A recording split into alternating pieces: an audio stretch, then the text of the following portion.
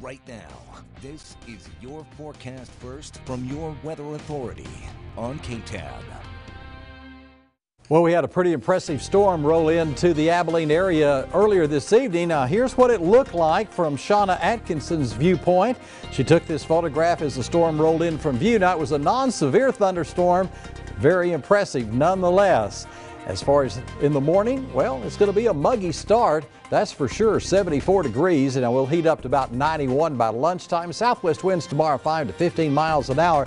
And by tomorrow afternoon, the heat index will be around 103 to 105 all across the big country. That's your forecast first. KTAB News at 10 starts in 60 seconds.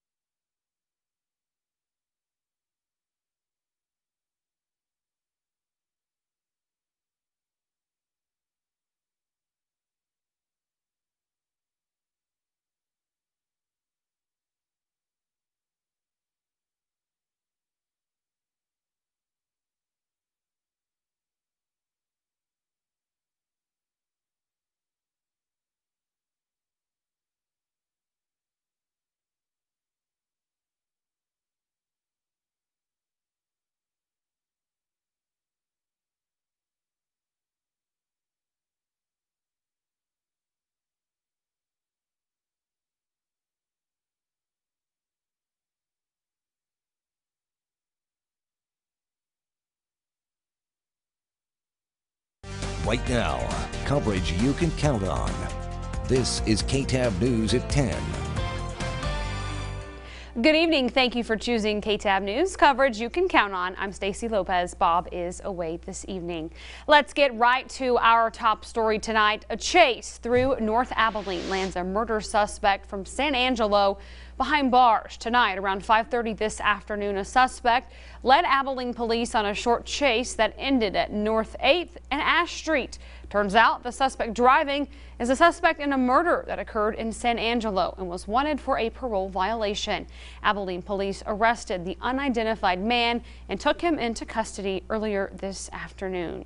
Well, new for you tonight at 10, teachers showed up to the Abilene ISD school board meeting to voice their opinion on teacher raises for the next school year. Tonight's meeting taking place at 1A ISD in downtown Abilene. Teacher pay, among several other things, were on the agenda. Earlier in the year, Governor Greg Abbott approved $1.6 billion for school districts to help with teacher pay, but did ultimately leave it up to districts to decide on the amount of raises. Tonight was just the first of 4 discussions on teacher pay.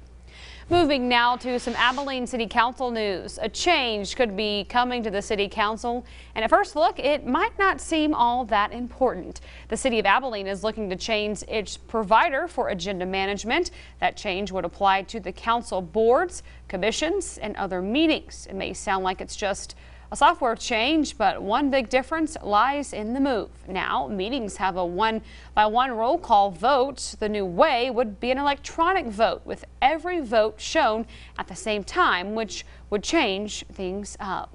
And 2 downtown Abilene buildings could be gone in a few months. The City of Abilene will vote on Thursday for the demolition of the former Water Utilities Office and Boy Scouts building. The 2 downtown buildings sit in the footprint of the proposed downtown hotel.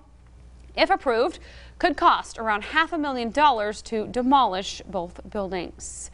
Also on this week's agenda, the Abilene Fire Department is going before council this week, asking for additional compensation for an unprecedented task.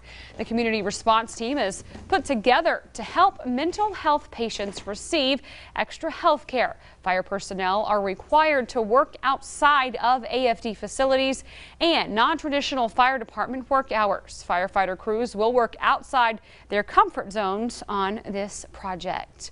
Well, the future of health care heads back to court tomorrow. A panel of 3 federal judges in New Orleans will hear arguments on whether the Affordable Care Act is constitutional.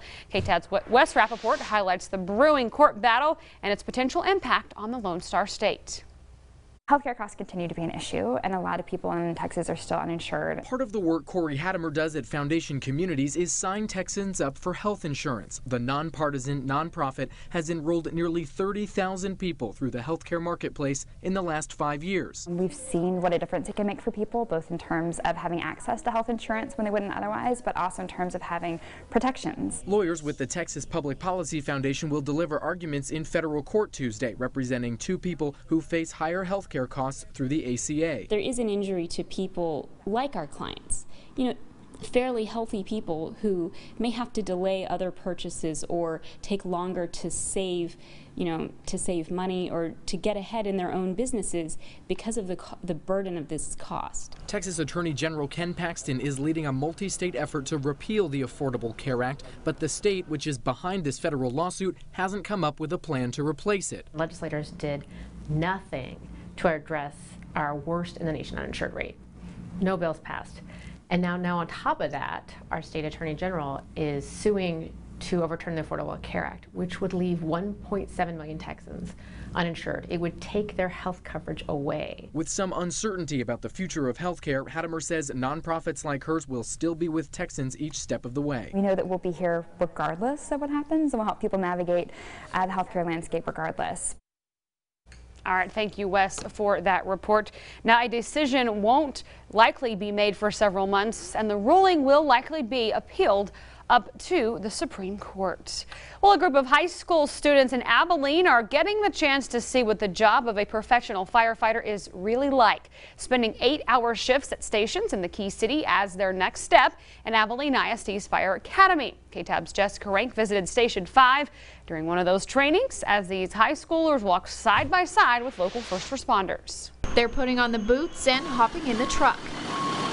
These memories I'll never forget being here these past few days. This group of Abilene ISD seniors are getting the chance to work firsthand with our local firefighters. Whatever's going on that day, they're participating in. Spending 8 hours at fire stations in the Key City, being an eyewitness to every alarm. We were all just working out, and then they got a tone, and then everyone just hopped on it. It was cool to see how fast they reacted, how much they cared. It was interesting to see the different techniques that I've only read about and seen on the video being done in person. But as Asante and Talia learned, it wasn't all about fighting fires. It's kind of an eye-opener. You're thinking of firefighters, always running, making responses, and doing emergency type situations, but it's really, there's a lot of things that we do that are just, routine for us. From equipment checks to their required workout. We split up into teams and we did what we could. Yeah.